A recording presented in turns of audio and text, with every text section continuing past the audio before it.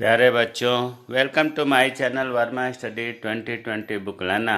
मैं UP board के छात्र छात्राओं के लिए इकोनॉमिक्स सब्जेक्ट को हिंदी माध्यम से मैं फुल कोर्स कराऊंगा।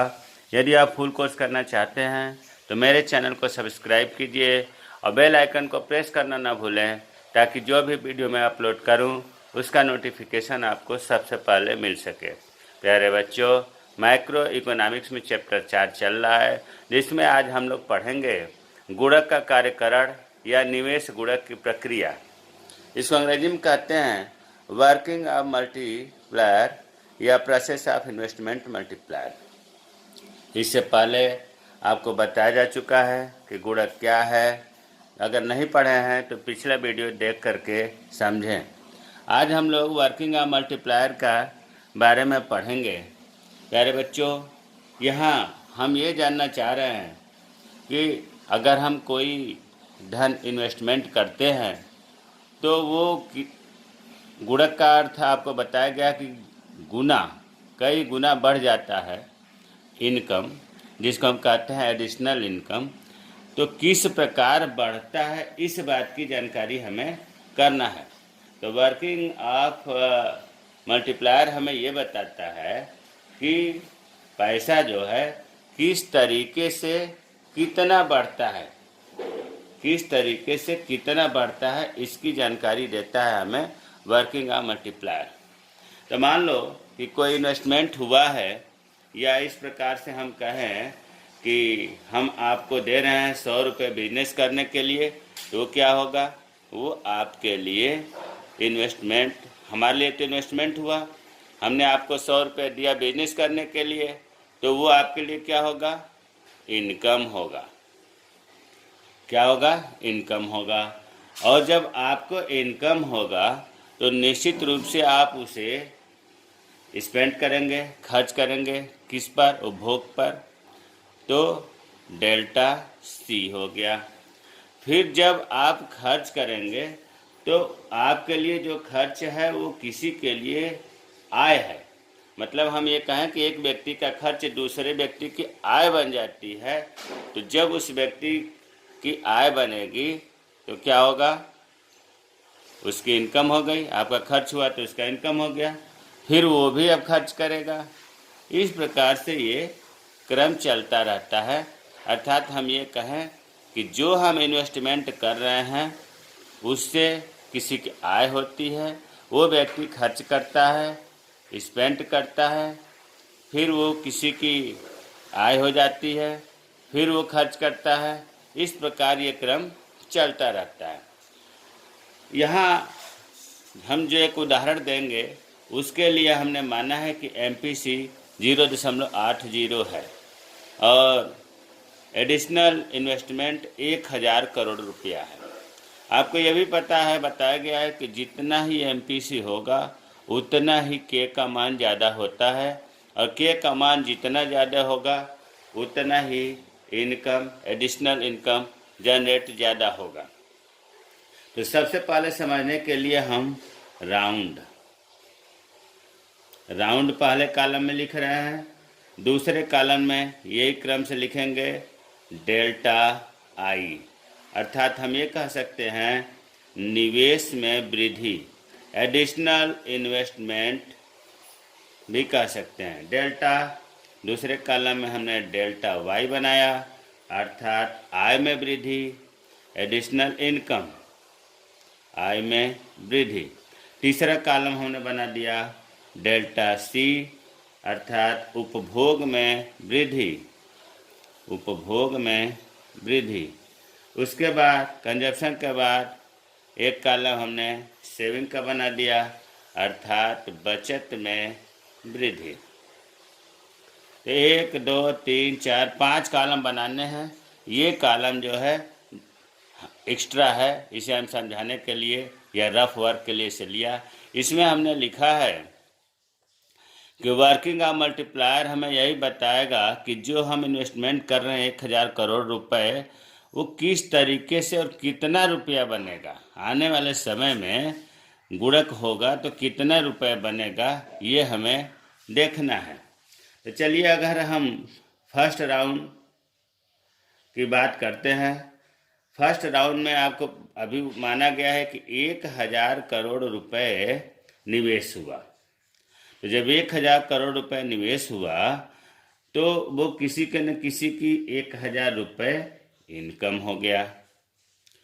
अब वो 1,000 रुपये इनकम हो गया तो इसका कितना उपभोग हुआ, कितना कंजप्शन हुआ, आपको माना गया है 0.80। इसका मतलब कि 80% हुआ। 100 रुपये पर 80 रुपये, तो 1,000 का 80% या 1,000 में हम 0.80 का गुणा करेंगे तो 800 होगा।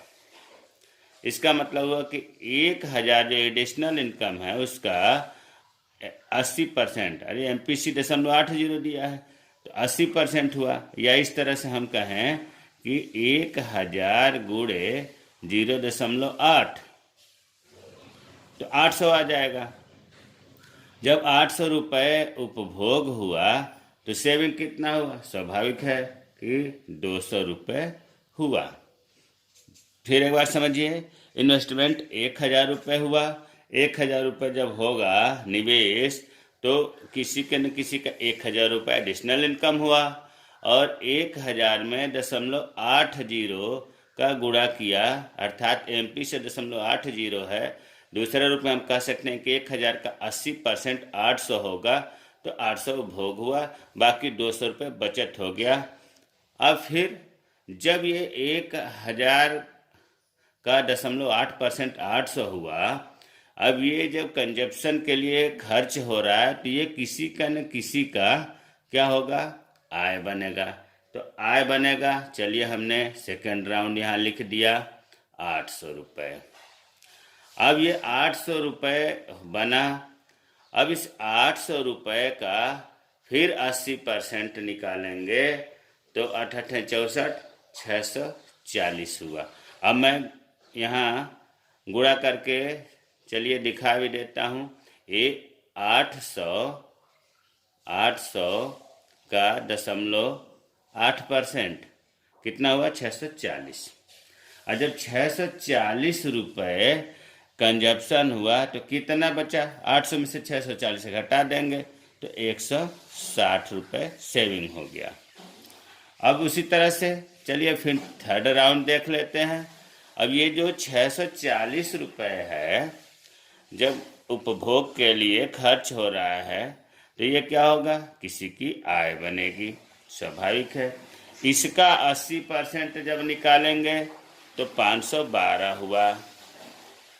640 का 80% यहाँ लिख दे रहे हैं, 640 गुणे 0.8 तो 512 हो गया। और जब 512 रुपये उपभोग में हुआ तो कितना सेविंग हुआ? 128 हो गया। फिर चौथा राउंड, ये जो 512 रुपये है अब ये किसी का न किसी का आय बनेगा। इस तरह से हम अगर निकालें तो प्यारे बच्चों तब तो हम पागल हो जाएंगे, कितना निकालना पड़ेगा। लेकिन गुणक इसी तरह से होता है। तो अब इसको अंतिम रूप देने के लिए क्या काम करेंगे कि देखो इसको जो है डाट डाट कर देंगे, इसको भी डाट डाट कर देंगे, डाट डाट कर देंगे। अब यहाँ हमने कर दिया टोटल योग, कितना हुआ? 1,000 रुपये निवेश हुआ था 1,000। अब ये हमें पता नहीं है कि कितना होगा, यह भी पता नहीं कितना होगा, यह भी पता नहीं कि कितना होगा। हम तो रट्टे मार वाला है नहीं कि बताऊं। लेकिन आप सोचो कि जब 1,000 रुपये हमने निवेश किया तो कुल इनकम कितना वृद्धि हुआ, कैसे जानकारी करें? इसके लिए हम के का मान निकालेंगे। तो के का मान निकालने के लिए आपको सूत्र पता है, के बराबर 1/1 माइनस MPC। तो के बराबर 1/1 और MPC दिया हुआ है 0.80, तो के बराबर 1/0.80 के 0.8 एक ही है, एक में से जब घटाएंगे तो 0.20 बराबर 5, के बराबर 5 आ गया।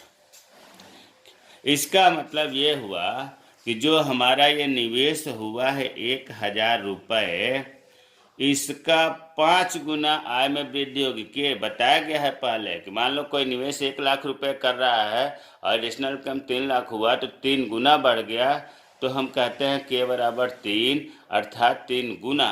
तो 1,000 रुपये का 5 गुना आय में वृद्धि हो गई 5,000 रुपये। 5 गुना करेंगे 5,000 हो गई। और 5,000 रुपये में आपको बताया गया है कि MPC 0.80 है, तो 5,000 का 80% जब निकालेंगे तो 4,000 हो जाएगा।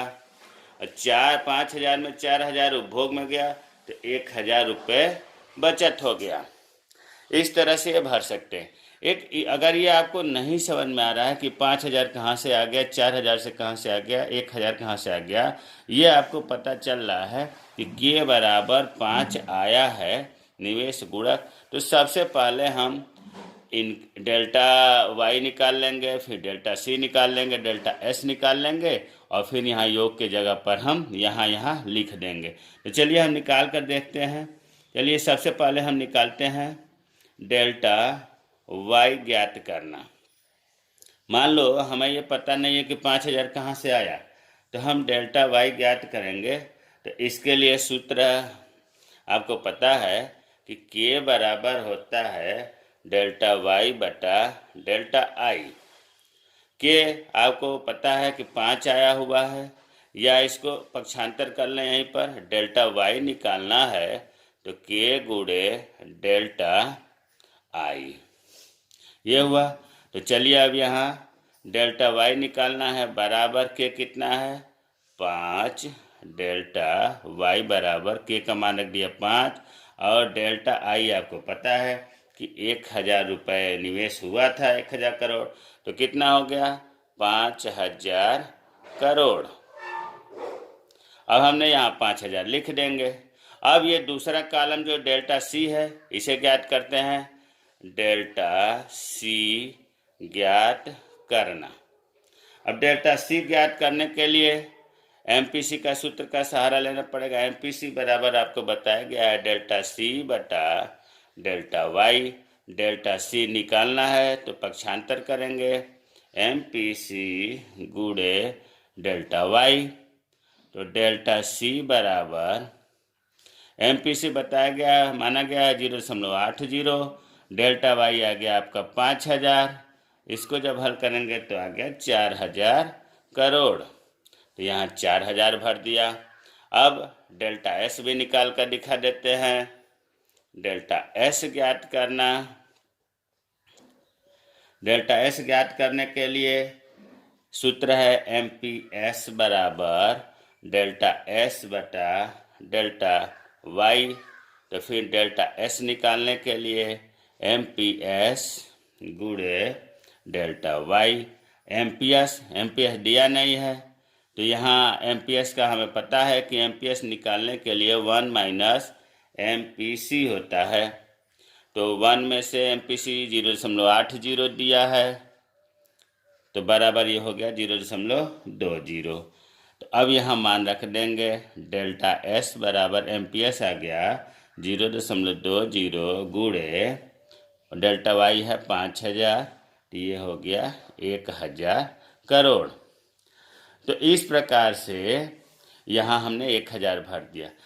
तो आपको रटना नहीं है, आप delta Y, delta C, delta S ये जो है सूत्र से निकाल लेंगे।